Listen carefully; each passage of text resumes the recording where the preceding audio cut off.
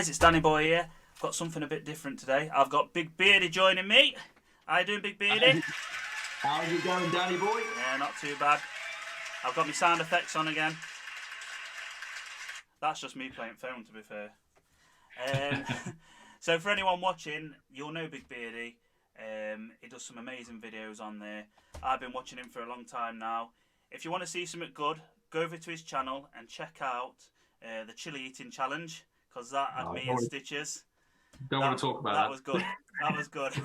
I especially like the bit where you started to slaver over a bowl of ice cream.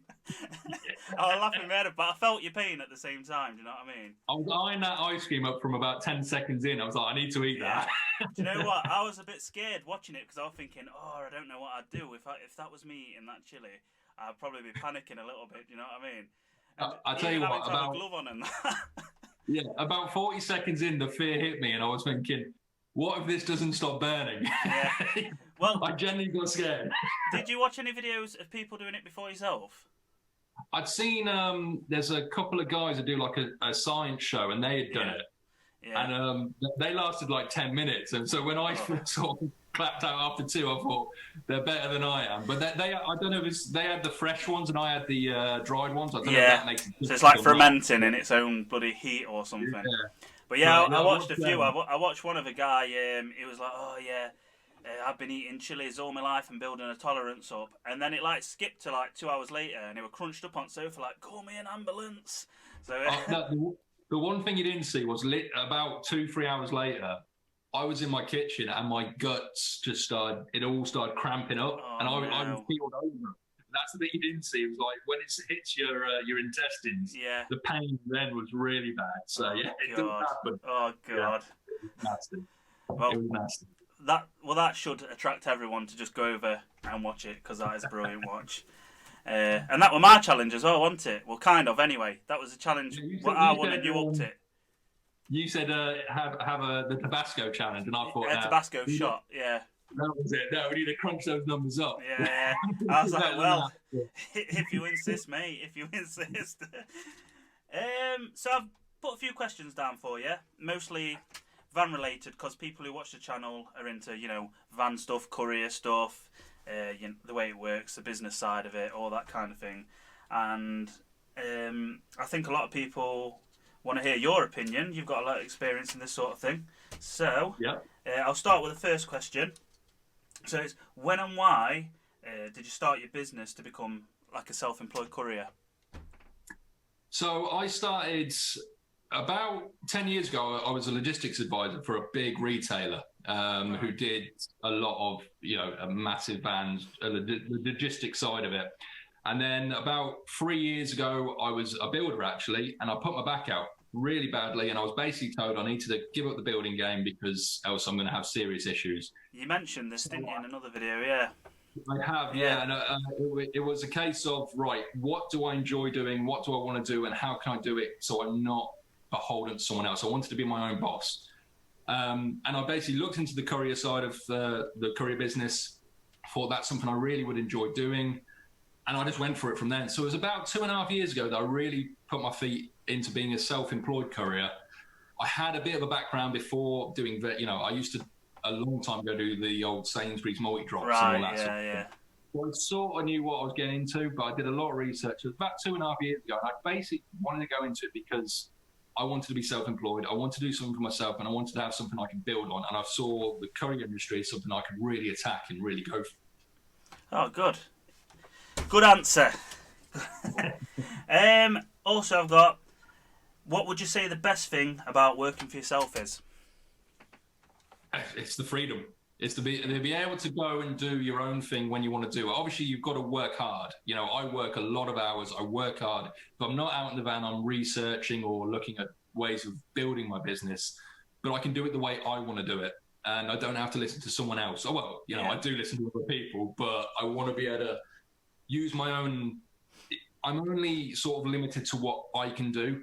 And if I can do as much as possible, then the sky's the limit. So that's what sort of made me, I want to do this for myself, self-employed, and be my own boss. And that's really the attraction. It's the freedom to do things the way you want to do them. They're not always the right way, but they're still the way you want to do them. So that's what really drew me towards doing that. Yeah, and I think, like you said, with the freedom side of it, you've still got to work hard because I think you could be like, oh, I work for myself now. I can just call the shots myself. But if you don't put the work in, if you just get like, well, I'll do what I want, it could make or break you, that sort of thing, couldn't it? Oh, 100%. You're only beholden to what you can do. Like last week, I did like 75 hours on the road.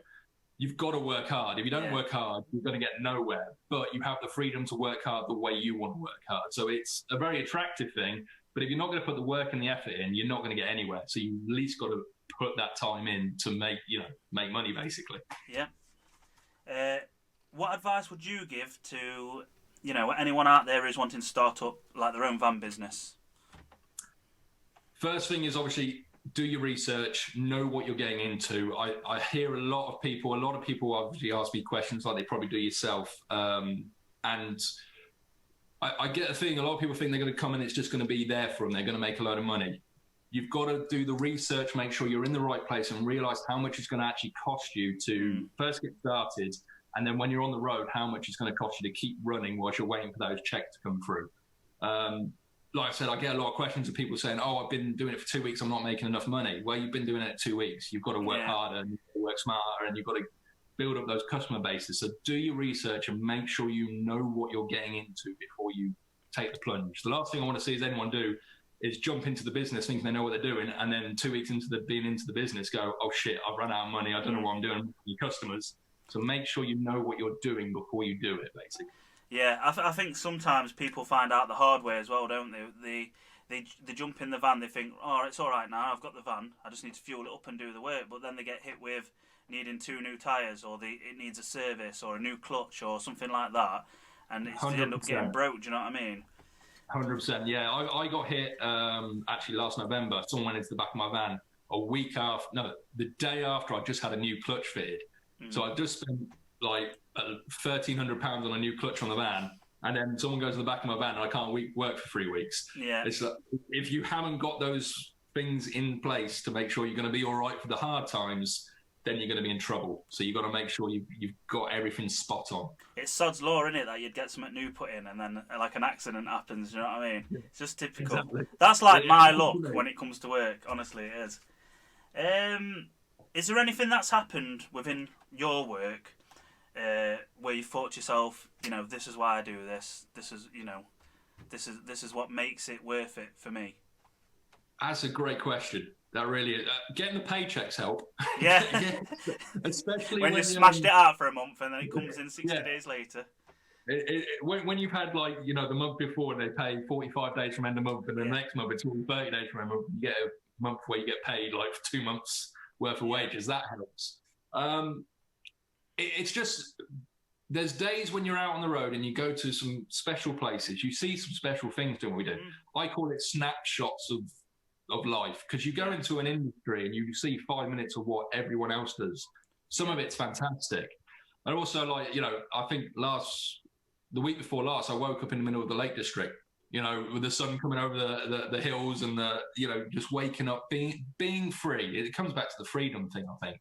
But when you get a good paycheck and you're going to special places, you're helping people as well. Obviously, during lockdown, a lot of my work was sending medical supplies to places that needed them, which sort of fills you with a bit of pride. At least when my kids ask me in 10 years, what did you do during the lockdown? I can say, well, I was a courier, but I was helping people out. So it's all the little things. This isn't an industry where you're going to get that big, oh, this is fantastic. But all those little things you do day-to-day life really are moments, Yeah. It's not like scoring a goal in the FA Cup final, but those little bits of your job sort of just fill you with a bit of pride, and like I say, waking up in the Lake District, or just like I say, it's just those little moments. And one of the things I notice when I'm on the road is, and I think you have to have the mentality for it. You've just got to be a happy person.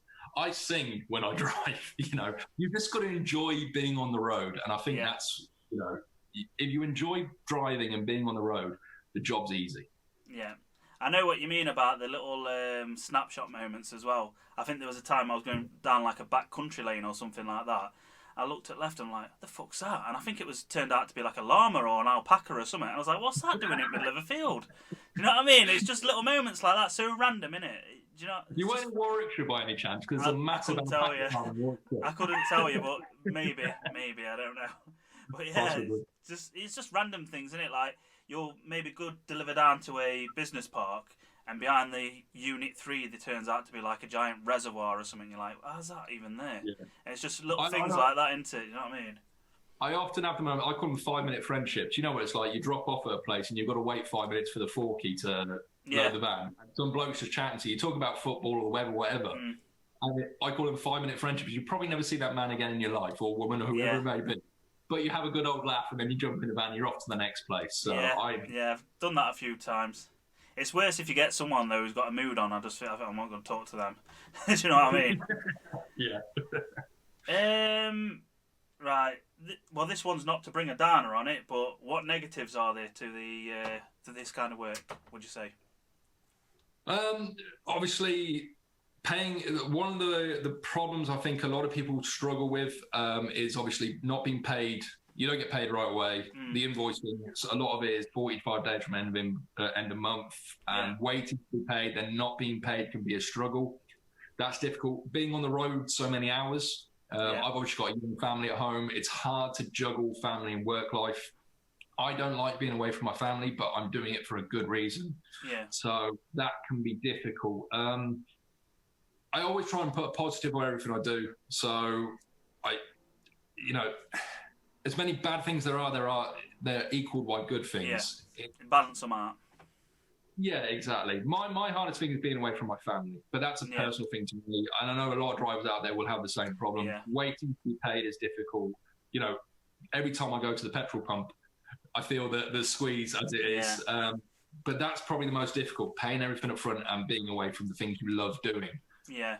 Well, in regards to the pay from a lot of places on the CX, with the CX, they give the drivers all these kind of rules that they have to follow, where you must do this, you can't do this, blah, blah. I think it'd be a good idea if they brought a rule in for the shippers, like, you must pay drivers within 30 days or something. Do you know what I mean? Like, it'd be good if they brought some rules in on their side as well. You know what I'm saying? I have been stung. I will say, one shipper has not paid me, and they hired me to do a job full knowing that they were going bust, and I never got paid from them. That's not happened recently, has it? Because I think someone's just done that to me. Could be the same person. No, this was last year. Oh, okay. And that's sort of, because that's a downside. It's hard to manage. You've got to be as careful as you can, but at the same time, you've got to get work and you've got to work. Yeah. I do think there should be some sort of rules in place for shippers that aren't there at the moment. Like I said on lots of my videos, the CX is not perfect. There's a lot that could be better. It's a very good service, but there's still a lot that could change that could benefit drivers. Definitely, so definitely.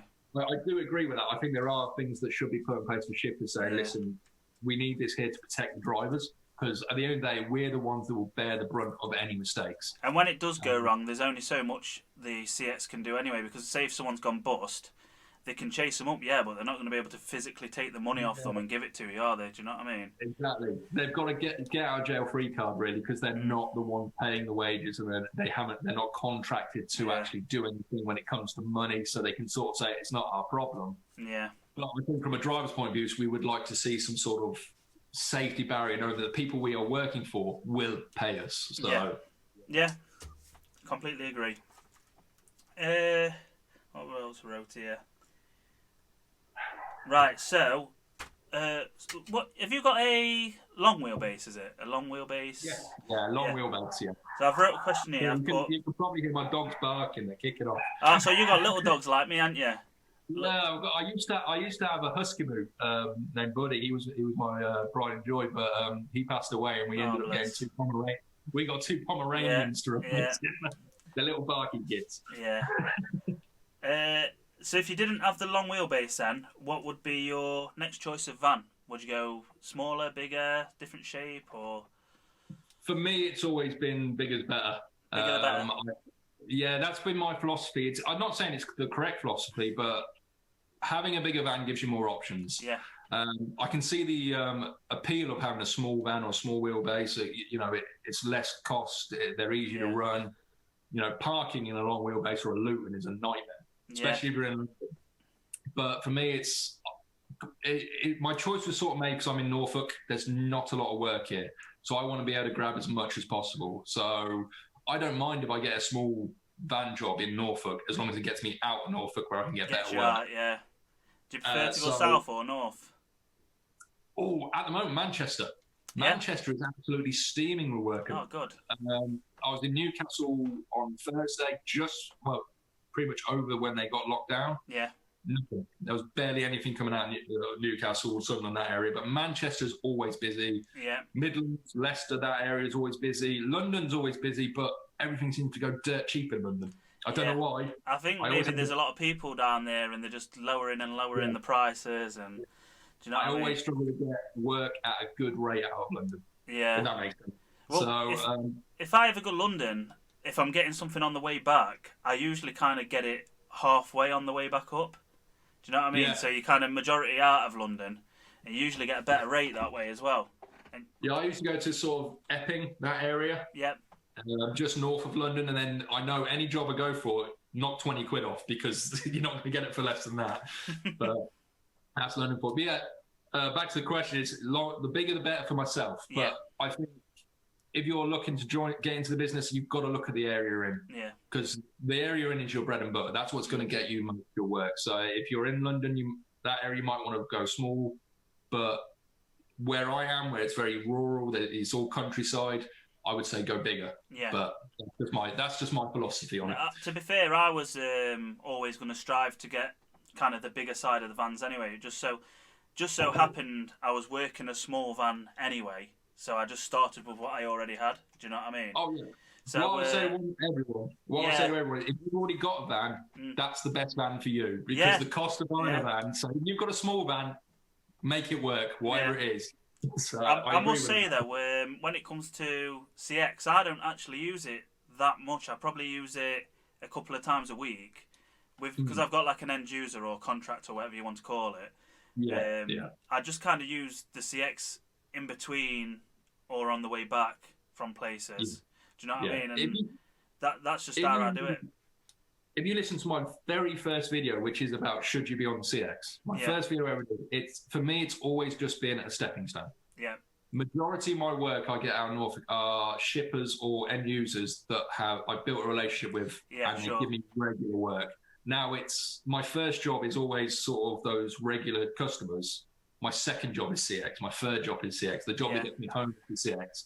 I make my money going out, and then the money coming home pays for the petrol. That's the way I sort of look at it now. I've been at it a while, but that's how I use it. It's a nice feeling as well, isn't it, when a shipper rings you up direct and you just know you've got that work because of the relationship, or you did a good job, and it's just a nice feeling, isn't it? Do you know what I mean? That's where you want to be. That's the sort of second step in the ladder. The first step in the ladder is get on CX, get those jobs coming in. The second step is they're phoning me. They know I'm good at my job. They know what I'm doing. They know the price I work at. Third step is just building that and then getting your end users, and then you just build on top of it.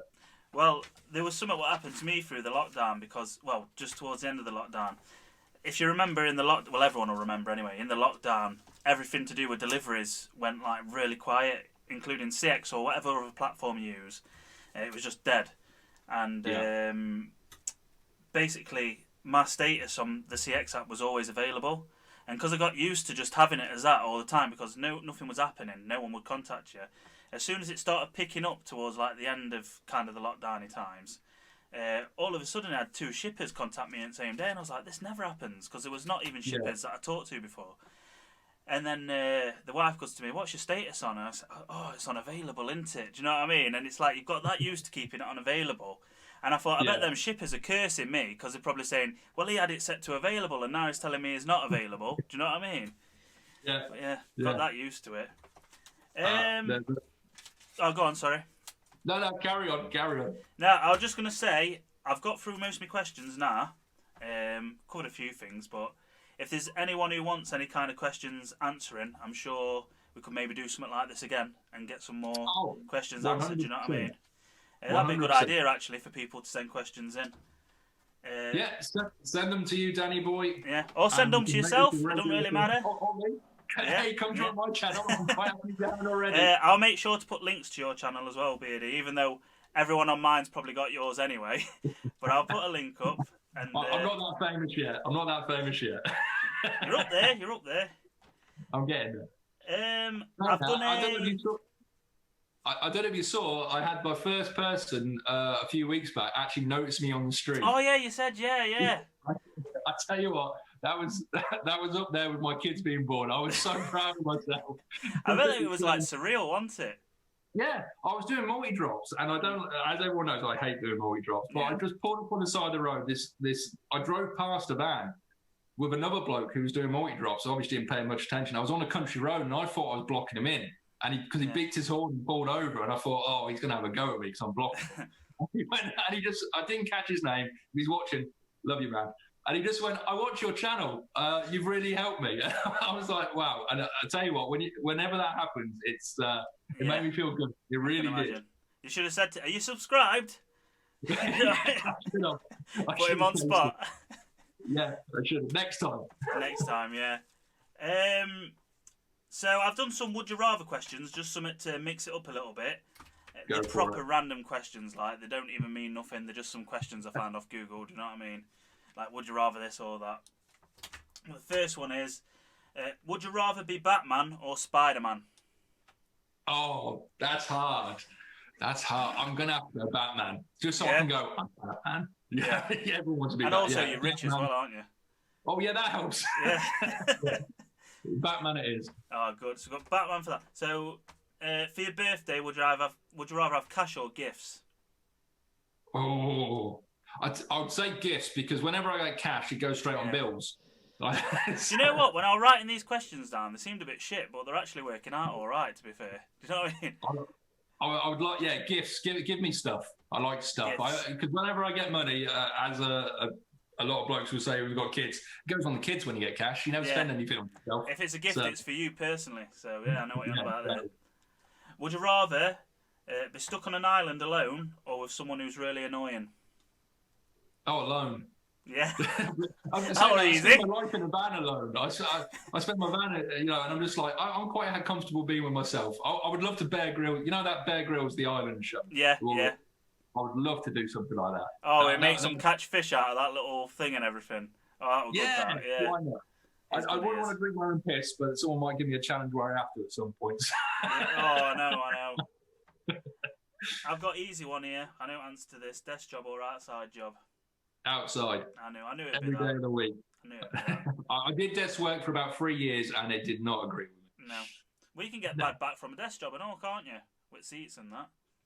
Yeah. Nosy neighbour or a noisy neighbour? Oh, I don't know. I don't really care. I'm in the van all the time. Not even bothered. I'd say for the sake of my wife, she probably would rather have a nosy one. I don't know actually. She would kill both of them. You just wouldn't want any of it, would you? That's an horrible question. That middle countryside, no neighbours. How about that? Oh yeah, that's what I'd want. Would you rather live where it's constantly winter or constantly summer? Oh, I'm a cold person. Yeah. I love the winter. Yeah, I'd rather the winter. You do look a bit like Viking-esque, to be fair. My family's from the north. They're all Geordies. So, we like it cold up there. So I'm going to have to go winter. Oh, good. Right. So we've got, would you rather be poor and do a job you love or rich and do a job you hate? Well, at the moment, I'm poor and do a job I love. So, preaching to it quiet, man. Say it. No, actually, poor and a job I love. I've done jobs I hate and they can destroy your life if they go wrong. So I'd rather be happy and poor than sad and rich. That's fair enough. And the last one, would you rather be a movie star or the Prime Minister? Movie star. Yeah, I think I would have known, to be fair. Prime Minister? I don't know. I don't even know why I asked that question. Like, it was just a random one. Movie star or rock star might be. I think I'd be a rock star, but movie star. I don't know. I think I'd still be movie star. I think. I don't know actually. It's a tough one, isn't it? Nah, either way, I'm a movie star. Go for it. And that's everything, Beardy. Like, we've gone through questions, we've gone through Would You Rather. But yeah, that's about it. But I appreciate you coming on for me today. No worries, mate. Yeah, so obviously everyone who's listening, please check me out on my channel. And I'm just going to Instagram and Twitter. I still have no idea how Twitter works, by the way. The only person messaging me is you, Danny boy. Well, I'll get your Twitter on this video if I can sort my editing out right. But I'll get it on here. Fantastic. It's great being on, mate. Yeah, I appreciate it.